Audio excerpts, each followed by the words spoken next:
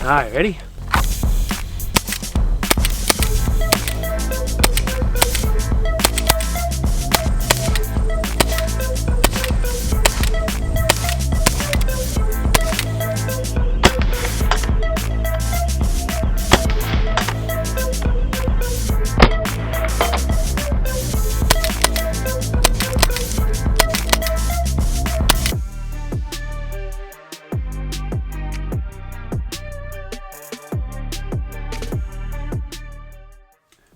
What is going on, ladies, gentlemen, and my Tiberious tribe on Patreon? Today, I have an airsoft pistol for us to talk about. Now, before you turn off this video, please hear me out for a second. I am not going down to my local airsoft arena here, which is Extreme Airsoft in Southern Rhode Island, and tearing up a bunch of 12-year-olds.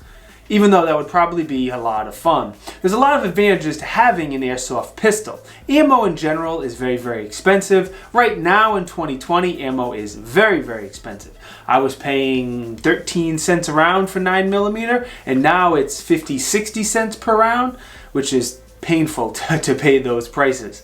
2, getting those dry fire reps in is a great way to build upon and maintain your fundamentals. These airsoft pistols pretty much have the same controls as your carry gun, whether it be mag release or slide release. The trigger also can be pulled over and over without having to rack the slide. With a real gun, you pull the trigger, rack the slide to get that trigger to reset. Not so with airsoft pistols. 3rd, and certainly not least, it also gives you the ability to run force-on-force training with your friends. Obviously, you want to protect your face and especially your eyes, but you can set up realistic scenarios and shoot at each other, which is probably not something you want to do with live ammunition. Now, I know these are nowhere near as good as UTM or simunitions. If you guys don't know what that is, you use your real guns, but they shoot paint marking rounds instead of real bullets. That is much better way of doing force-on-force training, but that's a much more expensive way, where these airsoft pistols, you can still do force-on-force at a much more realistic price. Now, before we get into the specifics on this particular pistol, let me quickly thank my 3 channel sponsors, if I could speak. Let me also give you the discount code to those 3 channel sponsors, and let me quickly thank my Patreon supporters. Now, you can get these airsoft pistols that are very, very realistic to common carry guns. For example, I've seen them for Glock 19s and 17s. I've seen them for M&Ps, for Sig Sauer P320s, and I have a VP9 here because my daily carry gun is a VP9. Not only are the controls very, very similar, but the weight is kind of similar as well. It weighs a lot more than I thought. My VP9, fully loaded with the Enforced Light and the Holosun dot, is 35 ounces. Unloaded, that gun is 25 ounces. The airsoft pistol with the magazine, which is where a lot of the weight comes from, is 25 ounces. So it is 10 ounces less unloaded, but still very, very close. So the way this particular airsoft pistol works is it takes a CO2 cartridge right inside of the magazine. On the bottom of it, there's a screw. You back the screw out, put the air cartridge in, screw it back down so it stays in place, and then you insert the magazine just like you would any other pistol. The grip is very, very similar to the VP9 as far as the shape. The texture is definitely not nearly as aggressive or nearly as good. I put Talon grips on pretty much any of my carry guns. I really enjoy the way Talon grips feel. So I may actually put a set of Talon grips on my airsoft pistol, which is strange, but I like them to have the same exact grip. Another difference between the airsoft, between the real VP9, is the grip does not have replaceable inserts, replaceable panels, like the real VP9 does. Your magazine release is pretty much the same. I don't really feel or see any different at all. The H&K has a European style mag release on the trigger, which I have grown to love, and it feels exactly the same as the real gun.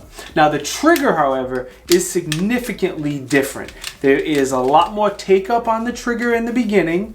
The wall is definitely heavier when you get to the wall, and then the reset is not nearly as good. The reset is much longer on the airsoft pistol than the real VP9. Then again, the real VP9 does have one of the nicer triggers for a polymer pistol. So I do have some hesitation using this as a dry fire. I wouldn't want to get used to this trigger and shoot it exclusively when and build any bad habits because I'm shooting this trigger so much. One thing I do like, again, is how you have multi-strike capabilities. That is very, very nice. Another nice thing, if you put the magazine in, and this magazine is unloaded, and I go to shoot, you do have a little bit of a recoil sensation. It's not nearly as much as a real gun, of course, but you still have the slide moving, you still have a little bit of recoil to deal with, a little bit of noise. Shooting this without Air Pro is probably about the same sound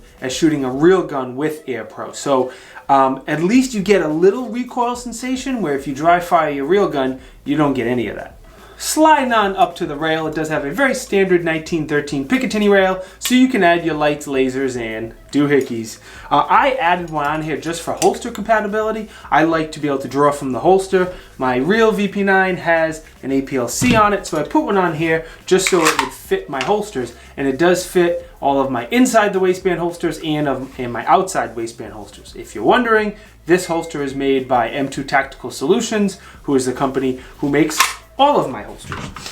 The slide release is not ambi. The slide release on the right side is fake. Some of these have real slide releases on the other side. This one does not. The only slide release is your on the left side of the pistol that you can drop with your thumb on your right hand. The slide is very similar to the VP9. There's significantly less pressure to lock that slide to the rear, but it is a metal slide, much thinner and lighter, but still metal.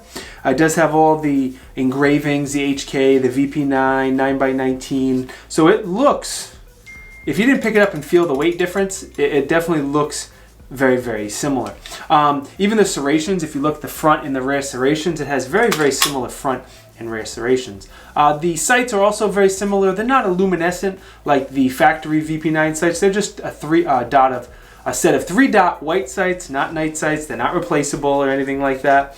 These, you don't take these down or apart like a real gun as well. There's just no need to. You can pop some pins and take it apart if you need to for some reason, but it's not something you'll need to do normal maintenance on like a regular gun. Now, as far as pros, I think airsoft pistols are a great way to get some dry fire reps in when you can't get to the range, especially right now with the cost of ammo, 9mm being 5-6 times the cost of what it used to be here in 2020. It's a great way to not only get some reps in the house without having to rack that slide every time you pull the trigger, or if you put the magazine in, you'll get a small recoil sensation. Hell, you could even set up some small targets in the yard, like some water bottles or something, and get a reactive target as well. Another good thing, like I mentioned before, is you get a couple buddies who get some airsoft pistols, and now you guys can do force on force and shoot one of your friends in the face. In the face! In the face! Just a word of caution, if you are going to do that, be extra careful. Not only protecting your eyes, but make sure that your airsoft pistol, you don't mix it up with your real pistol. God forbid you shoot somebody with a live round instead of a BB round. That would be absolutely terrible.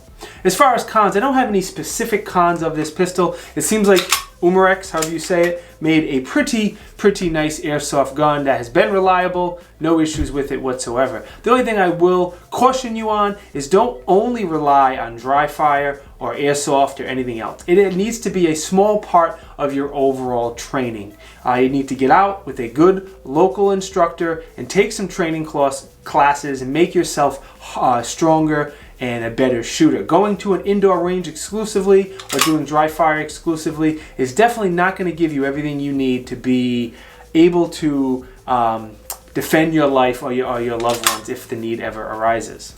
So I bought this off of Amazon actually. There was a whole kit with 5 of these CO2 cartridges, 1,000 BBs, and 2 magazines as well. It was a little over $100. I'll put several links down there for you guys to check out if you want to go see. I'll try to find the Glock and the SIG and definitely the H&K. A lot of them are out of stock right now, but I'll do my best to put those links down there in the video. So thank you guys very much for watching. It is greatly appreciated. If you are looking to support the channel, the absolute best way to do so is on Patreon. If you can't kick up a few dollars per month or not willing to, no big deal. Just keep the likes and the comments coming because they really help me out. If you want to know what reviews are coming out next, please consider clicking the subscribe button and turning on the bell notifications. This way, you will hopefully get notified when I come out with a new video. If you want to know what reviews I am working on real time right now, consider following me on Instagram and on Facebook. The links to both of them are down in the video description. Now we do have 4 channel sponsors here. First one is M2 Tactical Solutions for all of your Kydex needs. Next is Howling Beard Company for all of your beard care product needs. Third is Breakthrough Clean for all of your firearm cleaning needs. The discount code for all 3 of them is Tiberious, and you will save between 10 and 20%. One more time, let me say thank you guys for watching, and I will see you next time. Peace.